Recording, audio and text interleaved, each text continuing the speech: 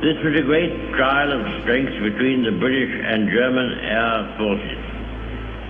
Can you conceive a greater objective for the Germans in the air than to make evacuation from these beaches impossible, and to sink all these ships which were displayed almost to the extent of thousands? Could there have been an objective of greater military importance and significance? For the whole purpose of the war was this. They tried hard, and they were beaten back.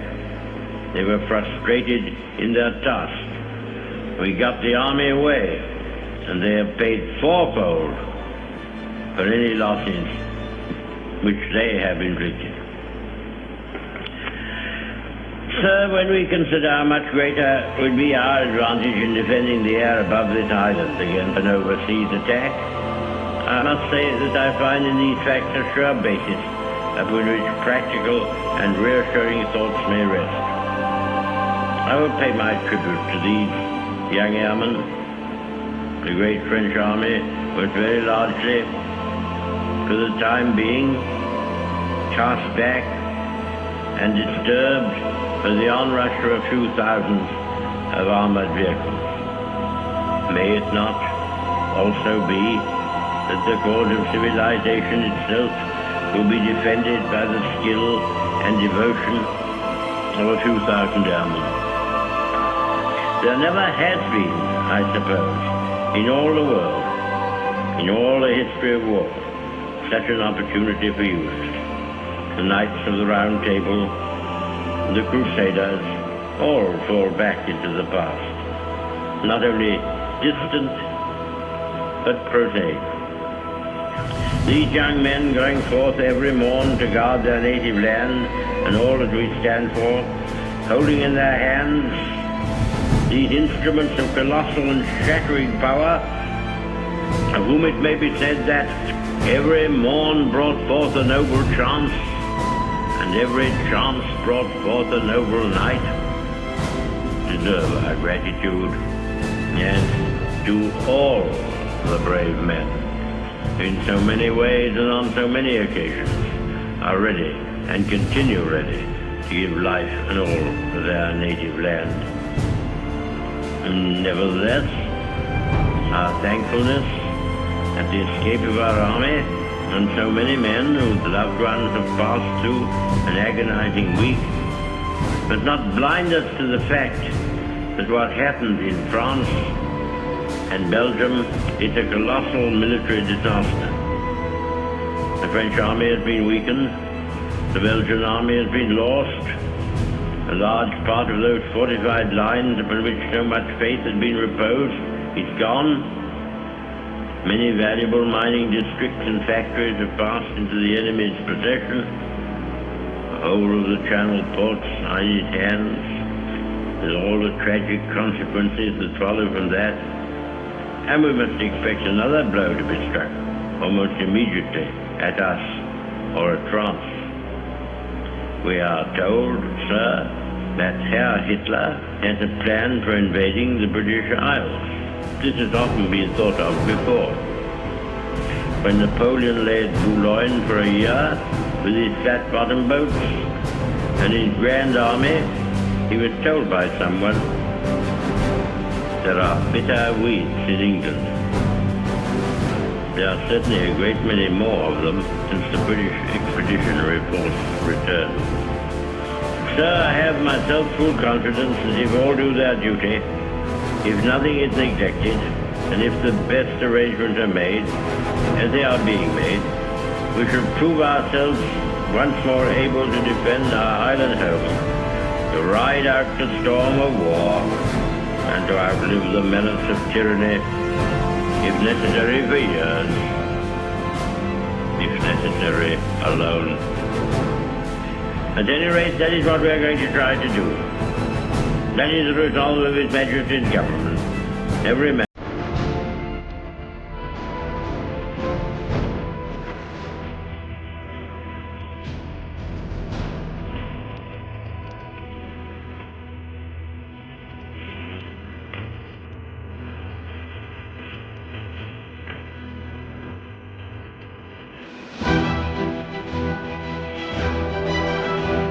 seas and oceans. We shall fight with growing confidence and growing strength in the air. We shall defend our island, whatever the cost may be. We shall fight on the beaches. We shall fight on the landing grounds. We shall fight in the fields and in the streets. We shall fight in the hills. We shall never surrender. And if, which I do not for a moment believe, this island or a large part of it were subjugated and starving, then our empire beyond the seas, armed and guarded by the British fleet, would carry on the struggle until in God's good time, the new world with all its power and might steps forth to the rescue and the liberation of the old.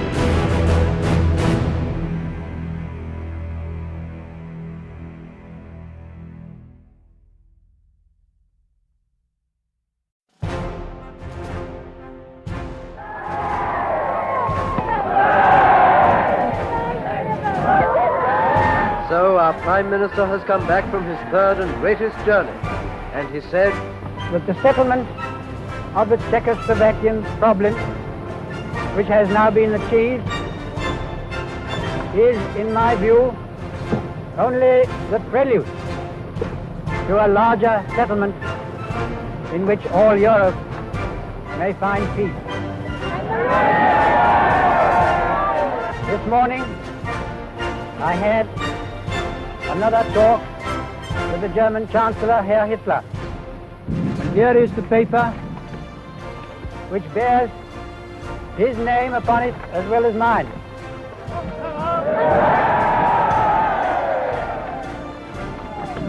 Some of you perhaps have already heard what it contains, but I would just like to read it to you.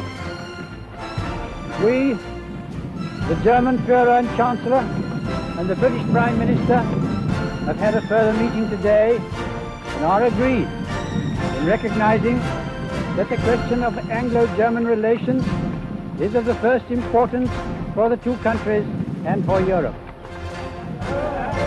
We regard the agreement signed last night and the Anglo-German naval agreement as symbolic of the desire of our two peoples never to go to war with one another again. We are resolved that the method of consultation shall be the method adopted to deal with any other questions that may concern our two countries, and we are determined to continue our efforts to remove possible sources of difference and thus to contribute to assure the peace of Europe.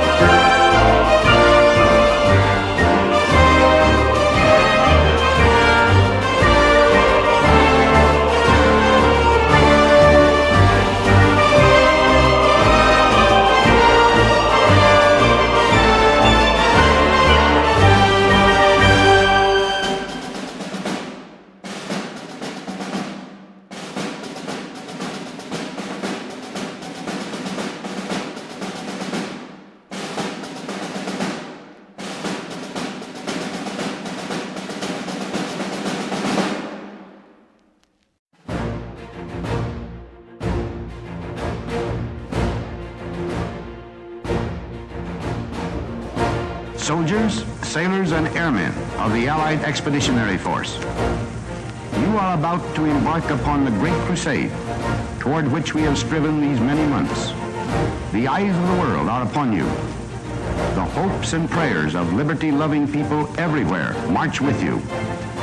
In company with our brave allies and brothers in arms on other fronts, you will bring about the destruction of the German war machine, the elimination of Nazi tyranny over the oppressed peoples of Europe, and security for ourselves in a free world.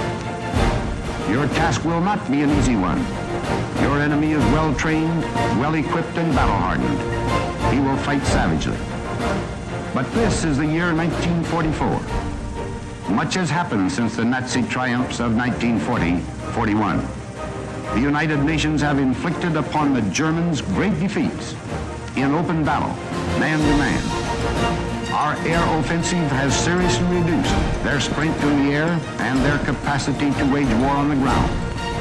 Our home fronts have given us an overwhelming superiority in weapons and munitions of war, and placed at our disposal great reserves of trained fighting men.